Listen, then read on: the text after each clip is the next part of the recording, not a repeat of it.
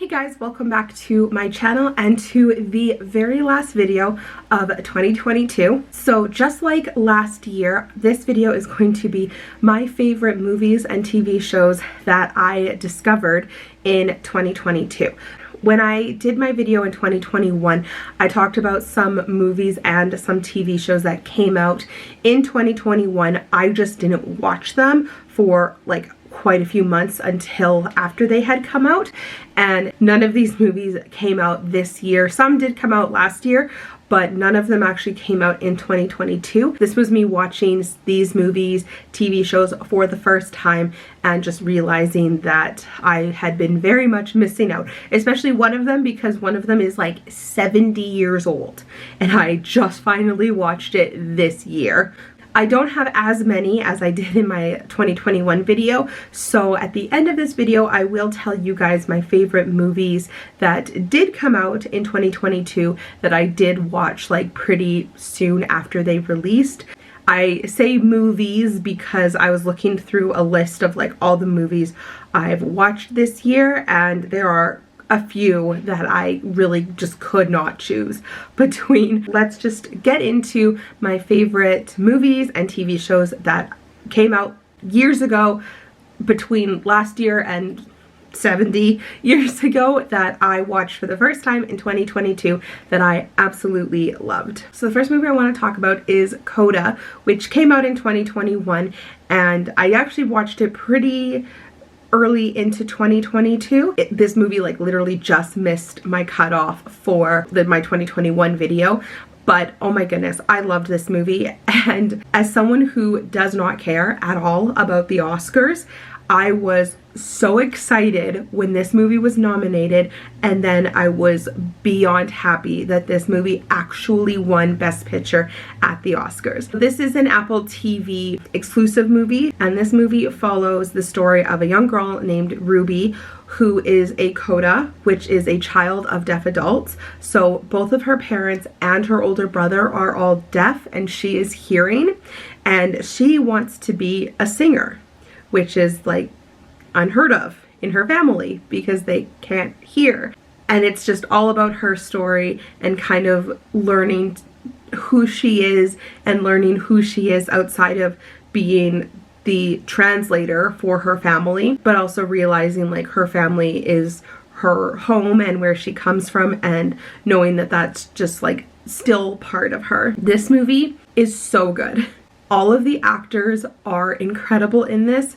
The actor who plays the father, Troy Kotsur, actually won Best Supporting Actor at both, I believe, the Golden Globes as well as the Oscars, which is just incredible to see representation like this. However, I was very upset that Emilia Jones did not get a Best Actress nomination for this movie, because not only did she have to learn sign language for this film, but she had to learn to speak in an American accent because she's actually English, and she had to learn how to sing for this movie. The fact that she was not nominated kind of disappointed me a little bit, but like I said, I am very happy that this won Best Picture and Best Supporting, as well as Best Screenplay by the director Sean Heater. So I'm just looking at the awards just to check myself. Troy Kotsur did not win the Golden Globe, but he did win the BAFTA award for Best Supporting Actor, and Emilia Jones was nominated for Best Actress for the BAFTA award. She did not win, but she was nominated there.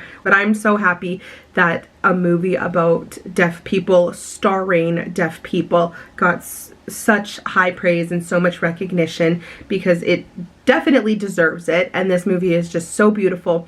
There's a particular scene at the end of this movie that I have saved that clip on like my liked YouTube videos, and I watch it all the time. It is one of my favorite clips. It is just so beautiful and so incredible. This movie deserves so much praise. It was so good. If you have Apple TV, I highly recommend checking it out. The only thing that I'm very disappointed about is me and Sam collect movies that have won Best Picture.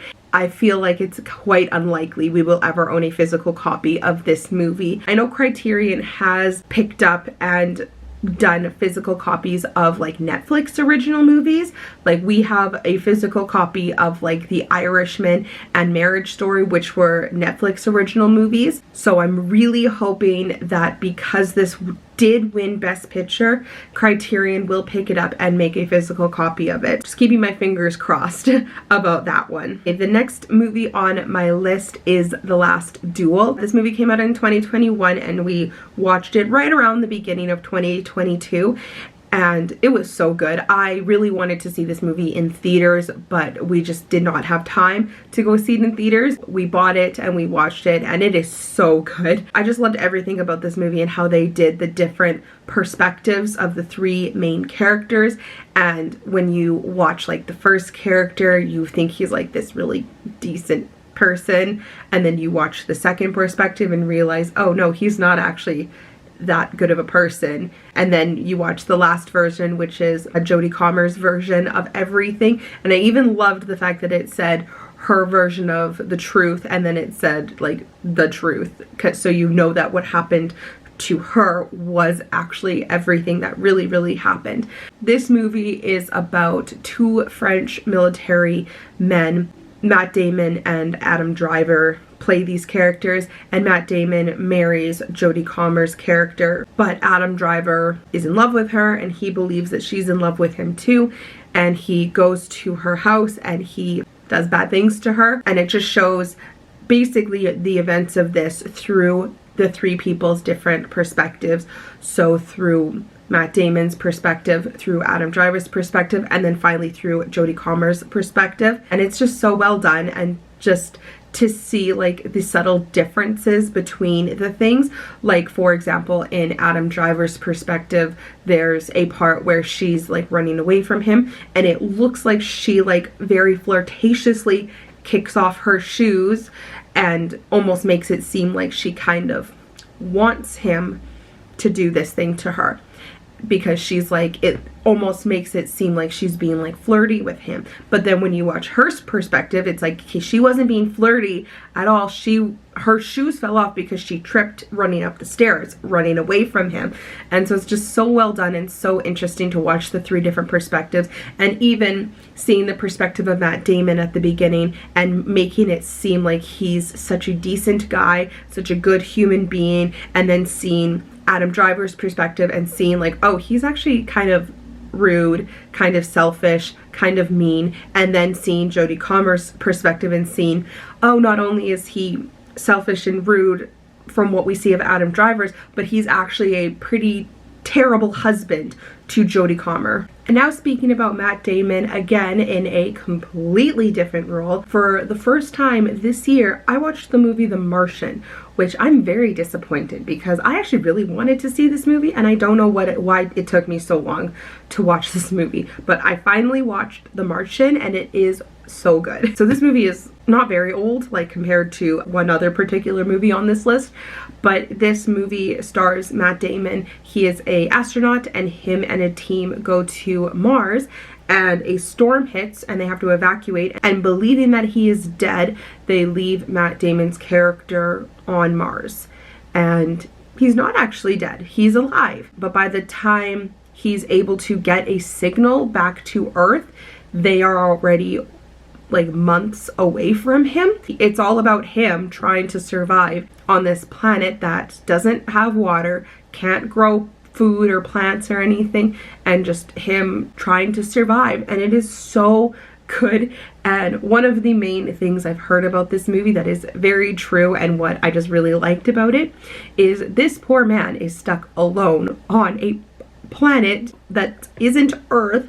He's by himself there with, like I said, no water, no food, and he is trying to survive, and yet he is the most optimistic person ever. I kind of compared him to Della Duck in the new DuckTales series, because Della Duck also gets stranded on the moon. Same thing, she is just so optimistic about it the whole time, and same thing with him. Like, obviously bad things happen and he has to fix them, but for the most part, like, he's just so okay with everything and is just like, ah, yes, I ran out of ketchup today, in the best spirits that someone can be in such horrible conditions. This movie was so good. It has such great stars in it. Jessica Chastain, who I love, is in this movie. Kate Mara, Sebastian Stan is in this movie. Just so many great characters. And then the like final scene where they do rescue him was just so intense and so good. This movie was really, really good. Actually, I just realized not even 2 Matt Damon movies, but 2 Ridley Scott movies in a row. The next movie on this list is the movie Freaky, starring Vince Vaughn and Catherine Newton. This movie was so fun. I am usually not a fan of slasher movies at all. Like, I really don't like Friday the 13th. I'm not a huge fan of the Halloween movies. I don't really love slasher movies, but this movie was just so much fun. It very much knew what it was and just like had fun with it. Like, this was a movie where a serial killer switches bodies with a teenage girl, and it is so funny. Both characters, both Vince Vaughn and Catherine Newton, do such an incredible job. Vince Vaughn in particular, being a grown man portrayed a young teenage girl, is just so funny. Well, not only is he a young teenage girl, but he is in the body of a serial killer who people are looking for, like trying to arrest. He does such a good job. He is so funny in this role. Are there ridiculous, unrealistic, over-the-top kills? Yes. In any other slasher movie, I probably wouldn't be a big fan of all of that, but in this movie, I think just because it just knew what it was, and it just knew it was being silly, and just knew we're just there to have fun, I enjoyed it a lot more. I think I enjoyed this because you can't take it seriously, where I feel like some movies, I've talked about how much I despise this movie, but like in particular the 2009 Friday the 13th, it's like, am I supposed to be taking this seriously? Like, everyone is acting like this is such a big deal, which I mean it is. There's a murderer out killing all the kids and stuff, but it just takes itself way too seriously for how over the top it is. Where this movie knows it is being over the top and just steers directly into it and just goes for it, and it's just so much fun, and I loved it. The last movie that I saw, that I just watched actually like a little while ago, I can't believe it took me so long to see this movie, especially considering this movie is one of my best friend's favorite movies of all time. She talks about this movie so much, and I cannot believe it took me until 2022 to finally sit down and watch Singing in the Rain. Like, why? Can't believe I went 30 years of my life without watching Singing in the Rain. And I am very disappointed in myself because this movie was so much fun. So if you don't know about this movie, you are under an even larger rock than I've been living under. This movie stars Gene Kelly and Debbie Reynolds, and it is just absolutely, entirely iconic. This movie was so much fun. Just so good. Also very over the top, just in a very different way than like Freaky was over the top wise. Obviously the singing numbers and the dancing numbers are just like iconic in general when it comes to this movie, but also I just absolutely love the history of this movie. But I find it very interesting. For one, they had to use milk in the actual Singing in the Rain scene because water did not show up on screen. I find it kind of funny, not really, that Gene Kelly had to do that scene so many times, and it was so cold that he ended up getting pneumonia filming that scene. Also found out the character that played Cosmo, I forget his name, Donald something, that after he filmed the scene Make 'em Laugh, he had to be hospitalized because he smoked like 5 packs of cigarettes a day, and performing that scene was just so ridiculously hard on his body. So after he filmed it, I'm pretty sure I read that he passed out and then had to be hospitalized, and then I'm pretty sure he had to film it again anyway. Also, Debbie Reynolds, who was not a dancer at all, had to work alongside Gene Kelly, who is very notoriously known for being such a perfectionist. She was dancing so hard and so much to meet his standards that he was expecting that she ended up bursting blood vessels in her feet, which is just insane. And Debbie Reynolds has actually come out and said the 2 hardest things that she has ever done in her life were working with Gene Kelly and childbirth, which is just insane. I have heard rumors. There is this listed on his IMDb. I don't know if it's like a for sure thing or if it's rumored, what it is, what the deal is. But there is talks that Chris Evans will be playing Gene Kelly in a like biopic about Gene Kelly, which would be very interesting. I told my friend this, the friend who loves Singing in the Rain, and she said part of the reason something like this hasn't been done yet is because his family has been so cautious about relinquishing the rights to his life and his story, and she believes it's partly because he was not a very nice guy, that he was such a perfectionist, and that he did put Debbie Reynolds and Donald through so much in this movie. But either way, this movie is fantastic and I will definitely be rewatching it. The scenes were just absolutely so much fun. The musicals were so good. I can't wait to rewatch this. It was really, really so good, and the ending was just fantastic. And there's just so many like quirky things that happen that you can only really do in old movies. One random little thing in particular that I just thought was adorable and hilarious was there is a scene at the very end of the movie where the character of Lena is telling them that she has now like put it in her contract that Debbie Reynolds' character Kathy will forever be her voice since nobody likes her voice. Gene Kelly, Donald O'Connor, just looked him up, that's his last name, O'Connor, Donald O'Connor, and the character who plays the director, or I think the head of the studio, they like are like, hey, well, we need a plan because no, we want Kathy, Debbie Reynolds to be famous, and so they like team huddle together to like come up with a plan, and it's just like little things like that that I absolutely love. Like it's like they would never do that in a movie anymore unless it was like a kids movie or a silly movie, and I just love that they did little things like that, and it's just so much fun and I loved it. And like I said, I'm just very, very mad at myself that I waited until I was 30 to watch this movie because it is so good. So now I'm going to talk about TV shows, and I have 3 TV shows that I want to talk about. The first one is Star Wars: The Clone Wars. I can't believe it took me so long to watch this show, considering how much I love Star Wars. I did watch the last 4 episodes many years ago, I think in like 2020. Sam sat me down and showed them to me, and I don't know why I didn't just dive into it from there. Don't get me wrong, the first bit of this show was definitely, you can tell that they made it for kids, but it definitely gets more mature as you go on. Like there is so much that happens that is just like, I can't believe they're showing this in a kids show. For example, everything that happens with Ahsoka and everything that leads up to her leaving the Jedi Order. The fact that the Jedi were accusing her of such a horrible crime, they wouldn't believe her and wouldn't listen to her, and she had to prove it herself that she wasn't a killer. Also, we pretty recently watched everything that happened where one of the clones, his like chip or something that turns on the function for Order 66, it malfunctioned and it turned on, and so he ended up killing a Jedi. Just everything that happened with his friend trying to prove that something went wrong, that he wouldn't just kill a Jedi for no reason, and then the fact that then he got killed. And I can't believe I took so long to watch this show. We're actually not done it yet because I keep getting distracted by other things, but our goal is to finish it before the end of this year, especially because I do want to watch Rebels before Ahsoka comes out. So probably my video for 2023 will include Rebels because I haven't actually watched any of Rebels yet. And I've heard that Rebels is actually really good. My one friend who loves Star Wars, and her and I like talk about Star Wars all the time, she has said that she likes Rebels better than Clone Wars. So I'm very excited to watch Rebels. But yeah, we have to finish Clone Wars. Almost done though. We're on the last season. Almost done, but so good.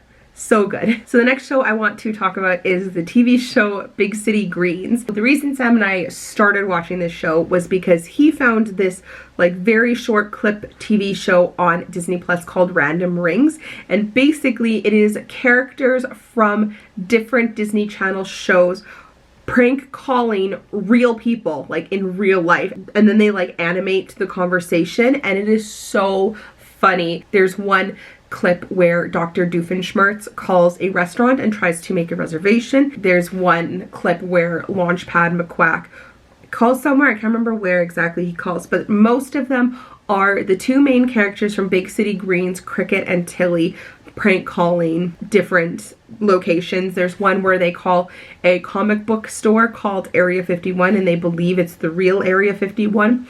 There's one where they call an aquarium because Cricket wants to get a shark and put it in the grandma's bathtub to prank her, but they're actually calling like these places like in real life, which is really funny. That's how we kind of learned about Big City Greens, and so from there we actually like started watching the TV show, and this show is so adorable. It is so fun. Every single episode is a different story. There's not much of a major like plot or anything going on. You could start watching this TV show literally anywhere and like not need to know any prior information. There is one little thing that happens kind of throughout. There's like a tiny side plot where there's a man who owns like a chain of grocery stores, and every time they meet up with him, something happens and like he ends up looking really bad because of them. So there's like a whole kind of plot that happens with him. But I mean, really, when I say there's a whole plot that happens with him, it's maybe like 4 episodes out of the entire like 2-season run, and each season is like 30 episodes long. They're long seasons. The show itself is not long. They're 30-minute episodes. There's 2 seasons on Disney Plus right now, but it's just so much fun. The characters are so funny. Tilly is my favorite. Tilly is so cute and so funny. Cricket is funny. He's a little annoying, but I think that's like just like part of his charm. Something super duper easy to watch. So many funny moments. Very easy show to just throw on and watch. It's just a great time. Oh, and I also did not mention the plot at all, but this is about a family, a dad, I think Bill is his name, and then his 2 children, Tilly and Cricket, and they move from the farm into the big city, and they move in with Bill's mother, so their grandma, and it's just them living in her like breaking down shack in the middle of like skyscrapers and buildings and just in the middle of the city, and just them adjusting to city life because they've lived on farms their whole life. The very last TV show I want to talk about, not only will I talk about it and mention it in this video, but I swear I will probably never stop talking about this TV show for the rest of my life. I actually specifically wore this sweater because it is from that TV show. I can't believe how much I love this show. And it is the TV show Amphibia. I have told everyone to watch this show. It is so good. Sam and I put this TV show on because we thought it was going to be similar to Big City Greens in the sense that every single episode is a whole new little story, and it's just very easy to follow along because there's not like a plot or anything really going on. And I will say like probably 90% of season 1 is like that, and 10% is like a big part of like the plot that continues to happen into season 2. And then season 2 I would say is about 50-50, like 50% plot, 50% miscellaneous random little episodes. And then season 3 is, I'd say, 80% plot and 20% random little nothing to do with anything episodes. So this TV show is about a young girl who gets transported to a whole new world. Her and 2 of her friends get transported to this world called Amphibia, and it is a land where there's talking frogs, talking newts, and talking toads, and it's mostly about Anne, who lands in like the frog realm of Amphibia, and she becomes friends with a little frog named Sprig, and she basically moves in with his grandpa and his sister, and it's just all about their shenanigans that they get into. So like I said, the first season is very similar to Big City Greens, that every single episode is just like something silly, something fun that happens. But then as we get into season 2, it gets very dark and very plot heavy. The season finale of season 2 was absolutely insane. I thought the season finale of season 1 was pretty crazy considering it's a kids TV show, but in comparison to the season 1 finale to the season 2 finale, I was absolutely not expecting what happened in season 2 at all. There was major character developments, major like twists that I did not see coming at all. And also, 2 characters get straight up murdered on screen in a Disney Kids show.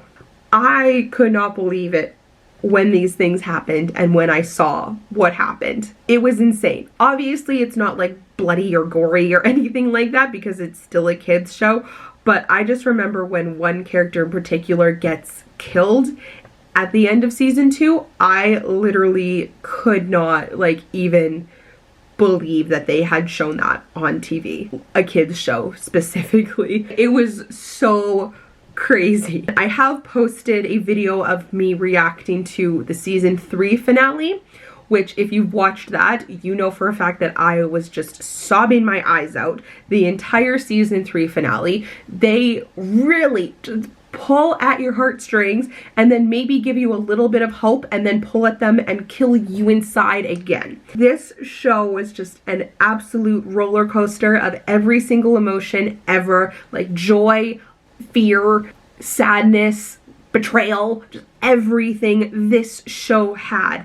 And it is so good. There are some incredible voice actors in this show. I couldn't believe when I was looking through the IMDb and seeing who is in this show. So Brenda Song plays the main character, Anne. Bill Farmer, who is most known for doing the voice of Goofy, is the grandfather, Hot Pop, in this show. And then RuPaul is in this show, Whoopi Goldberg, and Keith David is in this show. I couldn't believe how many incredible actors they got to be in this show. And also RuPaul plays the most fabulous villain ever. And Keith David is also incredible in this show. And Keith David's character has just like the most crazy, oh my god, I can't even say. Like, I will literally never ever ever ever stop watching or stop talking about this TV show because it was just so good, so underrated. Nobody knows about this show. Like when I posted about this, I had many people telling me that they couldn't get into it, and I was like, okay, yes, because you have to get past the first season. The first season is very silly. Like Sam has a friend who he recommended this show to,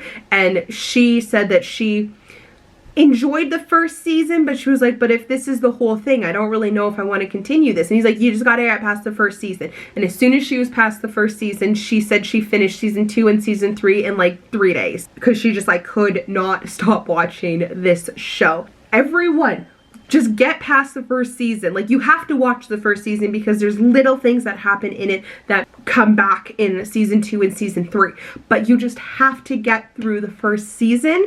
It is such an incredible show.